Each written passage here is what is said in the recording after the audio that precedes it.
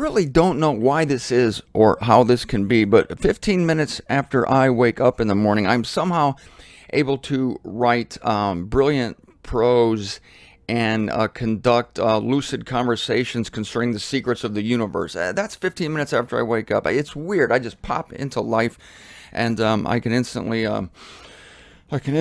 head out to sea in several different directions. Good morning again, everyone. This is Martin Zender, and it is morning here in Fort Lauderdale, Florida. Now, King Solomon, ho ho ho, wouldn't you like to be that guy? Well, he would trade with you probably because he was vexed, believe it or not, and his great blessings turn into, for him, a great trial in a sense, in that he learned that all is vanity. So let's continue in chapter 1 of Ecclesiastes. No, I'm not going to talk about the entire book of Ecclesiastes. I'm going to do the first 2 chapters and then go to the last verse of the book, because herein lay a great lesson for us about any of us who are so deceived or deluded into thinking that happiness lies with friendship with this world, or that happiness ultimately lies with attainments in this world. No, that's not true. Happiness and contentment lies not with going with the mainstream, because the mainstream is going over the cataract.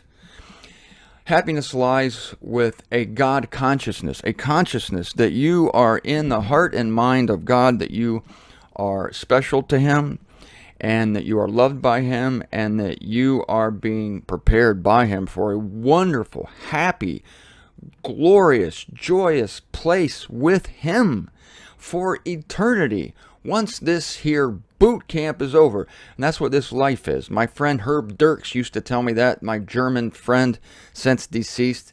He used to say, "Martin, this is a boot camp." He would talk like Major Hochstetter on Hogan's Heroes. "Yeah, this is a boot camp, clink." That's that General Burkhalter. Clink. No, this is General Burkhalter.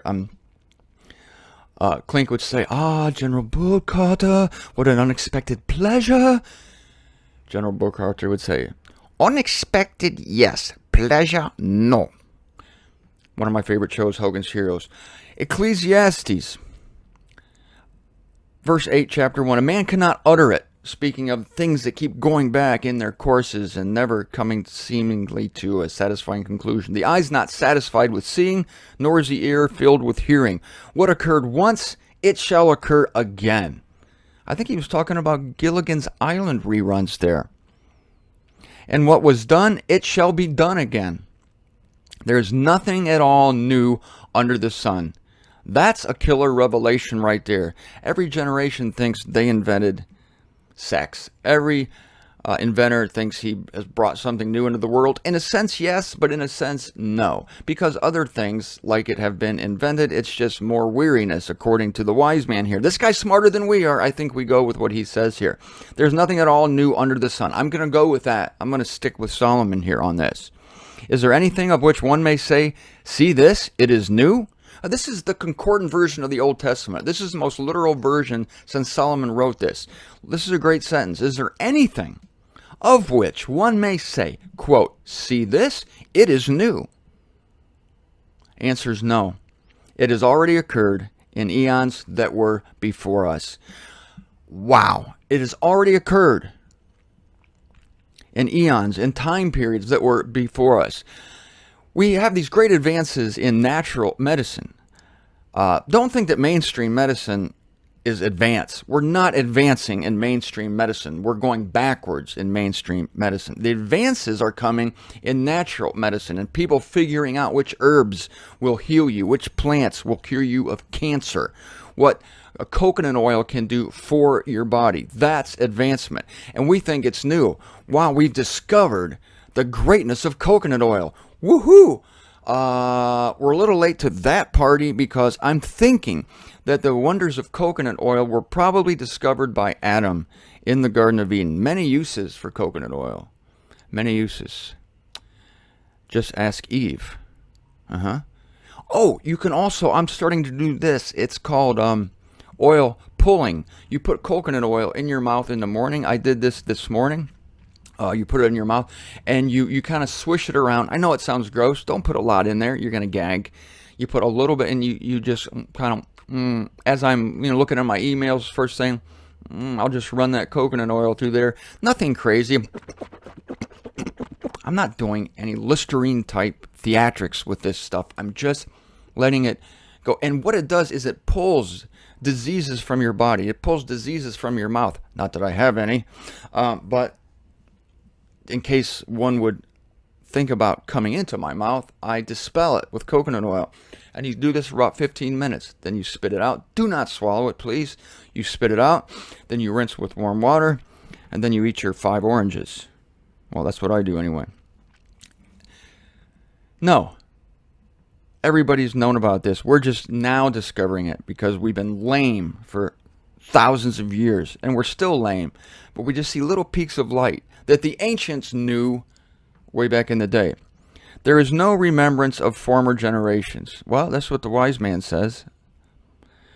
And also for those who shall come after us, a remembrance of them shall not continue with those who shall come afterwards. I myself, the assembler, speaking, Solomon speaking, I myself, he's giving his history here, came to be king over Israel in Jerusalem. I applied my heart to inquiring and exploring by wisdom concerning all that is done under the heavens. And here's his conclusion. I use this verse all the time, and I always misquote the passage. It's Ecclesiastes 1:13. I think I always like to say 11. So if I've quoted this verse to you in error, I'm sorry. This is it. Here's what he has concluded. It is an experience of evil Elohim has given to the sons of humanity to humble them by it.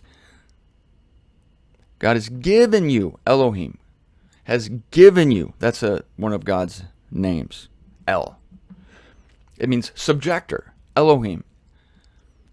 El is subjector. Elohim is the other intermediaries that God works through, one of whom would be Christ. It is an experience of evil. Elohim has given, active verb, to the sons of humanity to humble them by it. The assembler goes on in verse 14. I saw all the deeds that are done under the sun, and behold, the whole is vanity and a grazing on wind.